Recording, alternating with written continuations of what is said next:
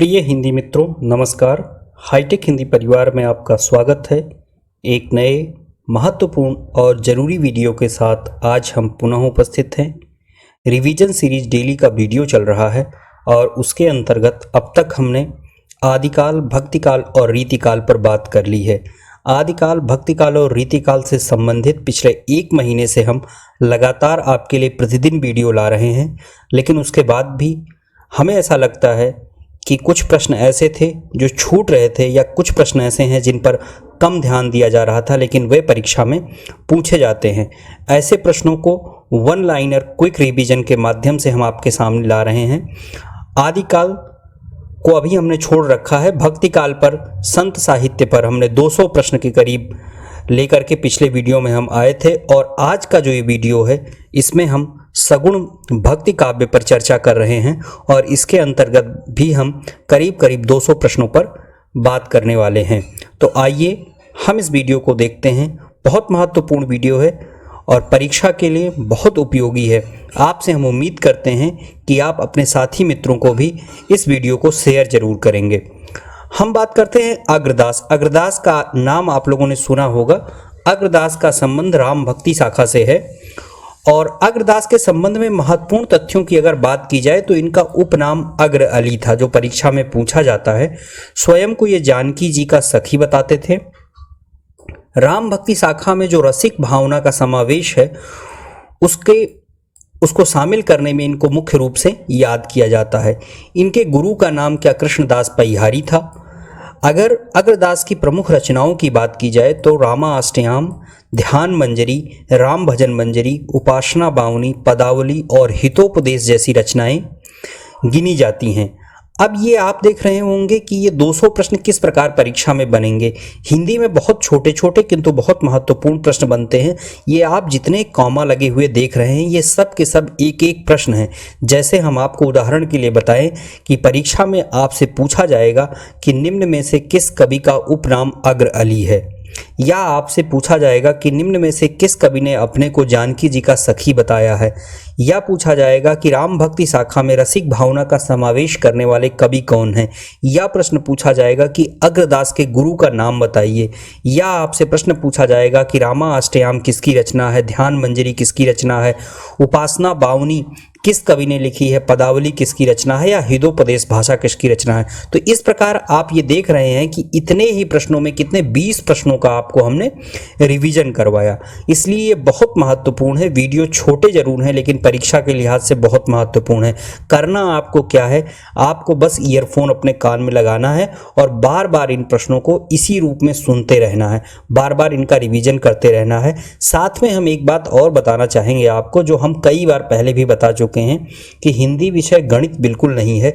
तो यहाँ हो सकता है कि जो तथ्य हम आपको बता रहे हों, जो जानकारियां हम आपको दे रहे हों, खास करके आदिकाल, भक्तिकाल और रीतिकाल से संबंधित, क्योंकि तब तक जो है, जब तक इन युगों की शुरुआत हुई थी या ये युग चल रहे थे, तब तक छापे खाने का आविष्कार नहीं हुआ था, छपाई के क्षेत्र में इतनी प्रगति नहीं हुई थी, इसलिए उल्लेखनीय रूप से कोई भी प्रामाणिक सामग्री उपलब्ध नहीं है। ऐसे में किसी भी कवि के जन्म के बारे में, किसी कवि की मृत्यु की तिथि के बारे में, किसी कवि की महत्वपूर्ण रचनाओं के बारे में हो सकता है कि विद्वानों के अलग अलग मत हों, हो सकता है कि अलग अलग पुस्तकों में चीज़ें अलग अलग दी हों। तो हमको क्या करना है, हमको उन सभी रचनाओं का, उन सभी लेखकों का पूरे आदर के साथ उनका सम्मान करना है और उनको उसी रूप में याद कर लेना है। गणित में क्या होता है कि कोई एक फार्मूला होता है और जिस पर कोई भी अध्यापक कॉपी चेक करे या कोई भी अध्यापक प्रश्न बनाए तो उसी फार्मूले पर बनता है, लेकिन हिंदी में ऐसा नहीं है। हिंदी में आपसे प्रश्न पूछा जाता है कि आदिकाल को हजारी प्रसाद द्विवेदी ने क्या कहा, आदिकाल को डॉक्टर रामकुमार वर्मा ने क्या कहा, आदिकाल को जॉर्ज ग्रियर्सन ने क्या कहा। अब आप सोच करके देखिए कि आदिकाल एक कालावधि है लेकिन उसको अलग अलग विद्वानों ने अलग अलग माना है। ये महत्वपूर्ण बात है। हम उम्मीद करते हैं कि हिंदी के विद्यार्थी होने के नाते आप इसे समझ रहे होंगे। नाभादास के बारे में बात करते हैं। नाभादास का संबंध भी राम भक्ति शाखा से ही है। नाभादास के संबंध में महत्वपूर्ण तथ्य क्या है, इनके भी गुरु का नाम क्या है, कृष्णदास परिहारी है। रसिक संप्रदाय में ये दीक्षित थे नाभादास। नारायण दास इनका उपनाम था, ऐसा बताया है जॉर्ज ग्रियर्सन ने। प्रमुख रचनाओं की अगर बात करें नाभादास की, तो भक्तमाल और अष्टयाम इनकी प्रमुख रचनाएं हैं। राम भक्त के रूप में ख्याति लब्ध हैं और इनके शिष्य का नाम क्या था? प्रियादास। नाभादास गुरु थे किसके? प्रियादास के। तो इस प्रकार नाभादास और अग्रदास के बारे में कुछ महत्वपूर्ण जानकारी। वल्लभाचार्य के बारे में अगर हम बात करें तो वल्लभाचार्य के बारे में जो महत्वपूर्ण तथ्य है उनमें है ये दाक्षिणात्य तैलंग ब्राह्मण थे, परीक्षा में पूछा जाता है। लक्ष्मण भट्ट के पुत्र थे, इनके पिता का नाम लक्ष्मण भट्ट था। जन्म और मृत्यु की तिथियों की अगर बात की जाए तो 1478 में इनका जन्म और 1530 में इनकी मृत्यु हुई थी। चंपारण मध्य प्रदेश में इनका जन्म, जबकि काशी में इनकी मृत्यु हुई थी। शुद्धाद्वैतवाद का प्रतिपादन किसने किया था? वल्लभाचार्य ने किया था, बहुत बार बताया जा चुका है, लेकिन वल्लभाचार्य पर बात हो रही है तो आप फिर जान लीजिए। शुद्धाद्वैतवाद का प्रतिपादन किसने किया था? वल्लभाचार्य ने किया था और इसी से पुष्टि मार्ग का भी आगे चलकर उदय होता है। 1519 में श्रीनाथ जी के मंदिर की स्थापना भी इन्होंने की थी। महत्वपूर्ण ग्रंथों की अगर बात की जाए वल्लभाचार्य के, तो पूर्व मीमांसा भाष्य, उत्तर मीमांसा भाष्य जिसे ब्रह्मसूत्र भी कहा जाता है, सुबोधनी टीका महाभारत की टीका थी ये, तत्वदीप निबंध और पुष्टि मार्ग का प्रतिपादन भी किसने किया? वल्लभाचार्य ने किया। एक एक कामा जो लगे हैं ये सभी के सभी एक एक प्रश्न बनेंगे। प्रश्न पूछा जाएगा कि निम्न में कौन सा विद्वान या कौन सा कवि तैलंग ब्राह्मण है? पूछा जाएगा लक्ष्मण भट्ट किसके पिता का नाम था? जन्म मृत्यु की तिथि पूछी जाएगी। शुद्धाद्वैतवाद का प्रतिपादन किसने किया? ये पूछा जाएगा। श्रीनाथ मंदिर की स्थापना कब हुई? ये पूछा जाएगा। किसने की? ये पूछा जाएगा। और महत्वपूर्ण ग्रंथ पूछे जाएंगे। करीब करीब आप देख रहे हैं कि एक एक जो ये पूरे की पूरे ये टिक लगे हुए हैं, एक एक टिक में कम से कम 20-20 या 15-15 प्रश्नों का रिवीजन हो रहा है। वल्लभाचार्य के गुरु का नाम क्या था? विष्णु स्वामी था। सिकंदर लोदी के समकालीन थे वल्लभाचार्य। पिछले वीडियो में हमने और बताया था 2 कवियों के नाम जो सिकंदर लोदी के समकालीन थे। आप हमें कमेंट करके बताइएगा कि सिकंदर लोदी के समकालीन और कवि कौन कौन से हैं हिंदी में। जीव एवं भक्तों की 4 कोटियां इन्होंने बताई थी। उन 4 कोटियों के नाम हमने रिवीजन की वीडियो में बताया है।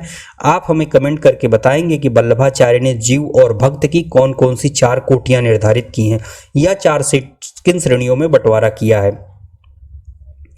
अधूरा ग्रंथ इन्होंने लिखा था। अणुभाष्य जो इनकी पुस्तक थी उसको बाद में इनके पुत्र विट्ठल नाथ ने पूरा किया था। ये भी परीक्षा में बहुत पूछा जाता है।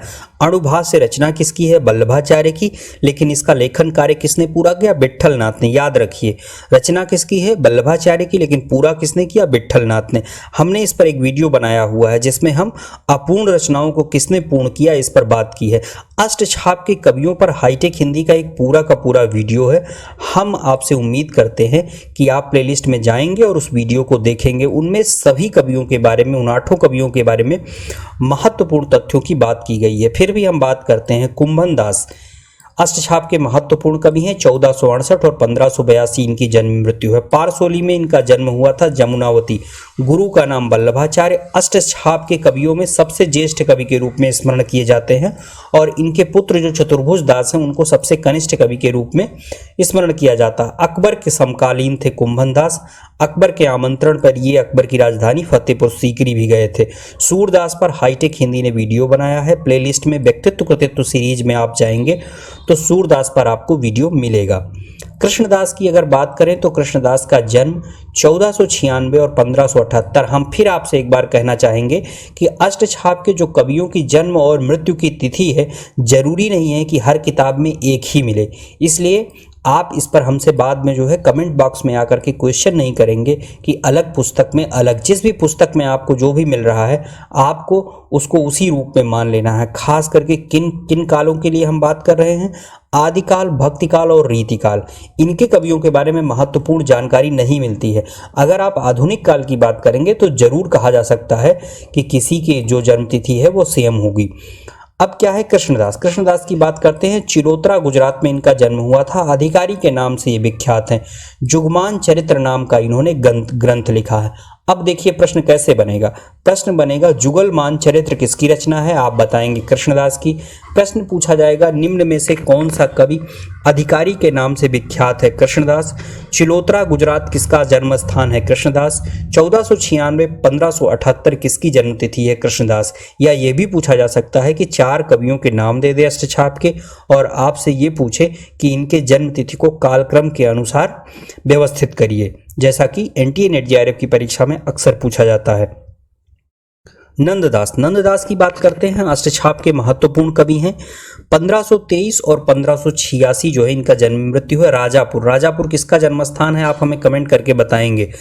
उनके चचेरे भाई के रूप में भी इन्हें बताया जाता है, किंवदंती है, हालांकि इसकी सत्यता प्रामाणिक नहीं है। नंददास के पिता का नाम जीवाराम था, गुरु का नाम विट्ठलनाथ था। मुख्य ग्रंथ की अगर बात करें तो अनेकार्थ, मान, रस और रूप। ये देखिए हमने यहाँ थोड़ा सा आपको समझाने के लिए पूरा नहीं लिखा है। यहाँ ये है मंजरी, आपको इन सब में मंजरी जोड़ देना है। अनेकार्थ मंजरी, मान मंजरी, रस मंजरी, रूप मंजरी और विरह मंजरी, ये सभी की सभी रचनाएं किसकी हैं? नंददास की है। भंवर गीत और रास पंचाध्यायी भी किसकी रचना है? नंददास की रचना है। रास पंचाध्यायी उन्होंने किस छंद में लिखा है और कितने भागों में है, ये आप हमें कमेंट करके बताएंगे। और कवि गढ़िया नंददास जड़िया। नंददास की जो काव्य रचना होती थी उसमें एक एक शब्द इस प्रकार रखे जाते थे, एक एक शब्द इस प्रकार व्यवस्थित किए जाते थे जैसे नगीने जड़े हों। तो इसके लिए इस संदर्भ में ये बात कही गई है कि और कवि गढ़िया नंददास जड़िया, ये कहावत उनके विषय में प्रचलित है। अगला प्रश्न है, अगला तथ्य है गोविंद दास अष्टछाप के महत्वपूर्ण कवियों में है। 1505-1585 जन्म मृत्यु है। आंतरी इनके गांव का नाम है, भरतपुर राजस्थान में पड़ता है। गुरु का नाम विट्ठलनाथ। और महत्वपूर्ण ग्रंथ कौन से हैं इनके? गोविंद स्वामी के पद। ब्रजमंडल के महावन में ये रहा करते थे। कहाँ रहा करते थे? कदम खंडी नाम है, कदम के पेड़ होते थे और उस जगह को कहा जाता था महावन। छीत स्वामी की अगर बात की जाए तो 1515-1585 इनका जन्म मृत्यु है, माना जाता है। मथुरा इनका जन्म स्थान है। गुरु विट्ठल नाथ इनके गुरु हैं और बीरबल के जजमान ये माने जाते हैं छीत स्वामी। चतुर्भुज दास की अगर बात करें तो 1530-1585। खास बात आप यहाँ क्या देख रहे होंगे कि इनके सबकी जो मृत्यु तिथि है वो सेम है इन तीनों में, 1585, 1585, 1585। चतुर्भुज दास की मृत्यु जो है 1585 में हुई। गोवर्धन के समीप जमुनावती में ये पैदा हुए थे। द्वादश यश, भक्ति प्रताप और हितजू को मंगल, ये इनकी प्रमुख रचनाएं हैं, महत्वपूर्ण रचनाएं हैं। किसकी रचनाएं हैं? चतुर्भुज दास की रचनाएं हैं। अब हम बात कर लेते हैं परीक्षा में पूछी गई कुछ महत्वपूर्ण पंक्तियों की। ये पंक्तियां बार बार आपसे पूछी जाती हैं। चूंकि इन्होंने इतना कम लिखा है इन कवियों ने, ये अष्टछाप के मंदिर में सिर्फ जो है क्या करते थे, पूजा अर्चना किया करते थे और उस रूप में इनके मुंह से जो भी निसृत हो जाता था वही कई बार अगर जो है उसको कहीं संकलित कर लिया जाता था तो वो जो है हमें प्राप्त हुई हैं। ऐसे में परीक्षा में इनसे पंक्तियां बहुत कम पूछी जाती हैं लेकिन अक्सर पूछी जाती हैं। अभी क्या है ये? नौ मरकत मणिश्याम कनक मणिपुर ब्रजबाला, ये पंक्ति किसकी है? नंददास की पंक्ति है। जबते प्रीत श्याम ते कीनी, परमानंद दास की पंक्ति है। कहाँ करो बैकुंठई जाए, ये भी परमानंद दास की पंक्ति है। राधे जू हीरावली टूटी, अब ये ऐसे पंक्ति पूछी जाएगी आपको लगेगा कि ये मीरा की हो सकती है, सूरदास की हो सकती है। जी नहीं, यह परमानंद दास की पंक्ति है। मो मन गिरधर छवि पर अटक्यो, किसकी पंक्ति है? कृष्णदास की पंक्ति है। कंचन मन मरकत रस ओपी, कृष्णदास की पंक्ति है। ये पंक्तियां परीक्षा में पूछी जा चुकी हैं और ये फिर पूछी जाएंगी, इसलिए आप इनको जरूर याद करें। हमें पता है ये चीज़ें आपको अभी याद नहीं है या ये चीज़ें आपके ध्यान में नहीं है। हमारा काम क्या है कि आपको इन चीज़ों को स्मरण करा दिया जाए कि प्रश्न यहाँ से भी पूछा जाता है और इस पर आप ध्यान दे लीजिए ताकि परीक्षा में आप गलतियाँ कम करें। जसोदा कहाँ कहो हो बात, ये पंक्ति किसकी है? चतुर्भुज दास की पंक्ति है। अहो विधना तो अचरा पसार मांगो, ये पंक्ति किसकी है? छीत स्वामी की है। भोर भये नवकुंज सदंते आवत लाल गोवर्धन धारी, छीत स्वामी की पंक्ति है। ताही छन उदुराज उदित रस रास सहायक, नंददास की पंक्ति है। मो मन गिरधर छवि पर अटक्यो, नंददास की पंक्ति है। जब ते प्रीत श्याम ते कीनी, तादिन ते मेरे इन नैनन नींद नलिनी, ये परमानंद दास की पंक्ति है। तो इस प्रकार ये महत्वपूर्ण पंक्तियां हैं जो परीक्षा में पूछी जाती हैं। कहाँ करो बैकुंठई जाए, जहाँ नहीं नंद जहाँ न यशोदा, जहाँ नहीं गोपी ग्वाल। अब आप सोचेंगे कि ये सूरदास की पंक्ति है, भ्रमर गीत से ली गई है। जी नहीं, ये पंक्ति किसकी है? परमानंद दास की पंक्ति है। संतन को कहाँ सीकरी सो काम, ये कुंभन दास की पंक्ति है। शीस पगा न झगा तन पे प्रभु जाने को वाही बसे के ग्रामा, ये पंक्ति किसकी है? नरोत्तम स्वामी की है। कुछ अन्य प्रश्नों की अगर बात करें, कुछ अन्य तथ्यों की बात करें तो नरोत्तम भक्तिकाल से ही संबंधित, नरोत्तम दास का जन्म कब और कहाँ हुआ था? सीतापुर, 1498 ईस्वी। मुख्य ग्रंथ की अगर बात करें, सुदामा चरित और ध्रुव चरित, परीक्षा में यही पूछा जाता है। सुदामा चरित, ध्रुव चरित और विचार माला इनके प्रमुख ग्रंथ हैं। किसके प्रमुख ग्रंथ हैं? नरोत्तम दास के प्रमुख ग्रंथ हैं। चैतन्य महाप्रभु का परिचय, चैतन्य महाप्रभु भी परीक्षा के लिए बहुत महत्वपूर्ण है। हालांकि परीक्षार्थी का ध्यान इन पर कम जाता है, लेकिन आप ध्यान देंगे क्योंकि आप हाईटेक हिंदी से जुड़े हैं और आप परीक्षा में इसको सही करके आएंगे। चैतन्य महाप्रभु के परिचय की अगर बात की जाए तो बंगाल राज्य के नवदीप नामक स्थान पर इनका जन्म हुआ था। नवदीप, जब जो है चैतन्य महाप्रभु का जन्म हुआ था उस समय बंगाल का ये जो नवदीप जगह था ये शिक्षा का केंद्र हुआ करता था। बचपन का नाम इनके विश्वंभर था। घर पर इनको निमाई बुलाते थे। सौंदर्य के कारण बहुत खूबसूरत थे ये, सौंदर्य के कारण इन्हें गौरांग भी कहा जाता था। दीक्षा गुरु इनके केशव भारती थे। गुरु ने ही इनको कृष्ण चैतन्य नाम दिया था। केशव भारती ने इनको नाम दिया था कृष्ण चैतन्य का। ये जहाँ जहाँ कामा लगे हैं वहाँ से आपको परीक्षा में प्रश्न बनेंगे। 1 2 3 4 5 6 7 ये ऐसे जो है प्रश्न आपको परीक्षा में भी मिलेंगे। चैतन्य संप्रदाय का दार्शनिक सिद्धांत क्या कहलाता है? अचिंत्य भेदा भेदवाद कहलाता है। चैतन्य संप्रदाय का दार्शनिक सिद्धांत क्या कहलाता है? अचिंत्य भेदा भेदवाद कहलाता है। भक्ति का आधार प्रेम था। चैतन्य संप्रदाय, ये जो गौड़ीय संप्रदाय है, इसमें भक्ति का आधार प्रेम है। इसके अंतर्गत दीक्षित कवियों की अगर बात की जाए तो राम राय, गदाधर भट्ट। पूछा जाता है परीक्षा में कि गौड़ीय संप्रदाय में दीक्षित कवि नहीं है। अब मान लीजिए ऑप्शन में ये सारे दिए होंगे और एक नाम आपको निम्बार्क संप्रदाय या किसी अन्य संप्रदाय का दे दिया जाएगा तो परीक्षा में ये प्रश्न आपके लिए जटिल हो जाएगा। राम राय, गदाधर भट्ट, चंद्रगोपाल, भगवान दास, माधव दास माधुरी और भगवत मुदित, ये सभी किससे जुड़े थे? चैतन्य महाप्रभु के संप्रदाय से जुड़े हुए थे, चैतन्य संप्रदाय से जुड़े हुए थे। कवि गंग की अगर बात करें, कवि गंग का संक्षिप्त परिचय, पूरा नाम इनका गंगा प्रसाद था। जन्म और मृत्यु इनकी अप्राप्य है। बीरबल के मित्र कहे जाते हैं कवि गंग। अकबर के दरबारी कवियों में स्मरण किया जाता है। समस्या पूर्ति में निपुण थे। समस्या पूर्ति के लिए इनको जाना जाता था, दरबार में रखा जाता था और कई बार ये तत्क्षण समस्याओं की पूर्ति करते थे। नूरजहां ने खुर्रम की प्रशंसा करने पर इन्हें हाथी से कुचलवा दिया था। मुख्य रचनाओं की अगर बात करें तो गंग पदावली, गंग पचीसी, गंग रत्नावली। भक्ति नीति एवं प्रशस्ति, राज प्रशस्ति के कवित्व और छप्पे जो है इनके काव्य में, गंग के काव्य में भरपूर या बहुतायत मात्रा में मिलते हैं। तानसेन से भी परीक्षा में प्रश्न कई बार पूछा जाता है और हमारे ध्यान में तानसेन नहीं आते हैं क्योंकि इन्होंने हिंदी में रचनाएं कम लिखी, लेकिन महत्वपूर्ण है। जन्म इनका ग्वालियर में हुआ था। बचपन का नाम तन्नू था। रीवा नरेश रामचंद्र के दरबारी कवि थे। ध्रुपद गायन की शैली में ये महत्वपूर्ण नाम है इनका। संगीत सार, रागमाला और गणेश स्रोत इनकी महत्वपूर्ण रचनाएं हैं। सूफी गौश मोहम्मद से इन्होंने शिक्षा प्राप्त की थी। यूट्यूब पर और जो है DD1 पर कभी एक सीरियल आया करता था उपनिषद गंगा, अगर आप देखना चाहते हैं तो उसको देख सकते हैं। वहाँ पर तानसेन पर भी एक एपिसोड बनाया गया है उपनिषद गंगा पर, बहुत खूबसूरत है।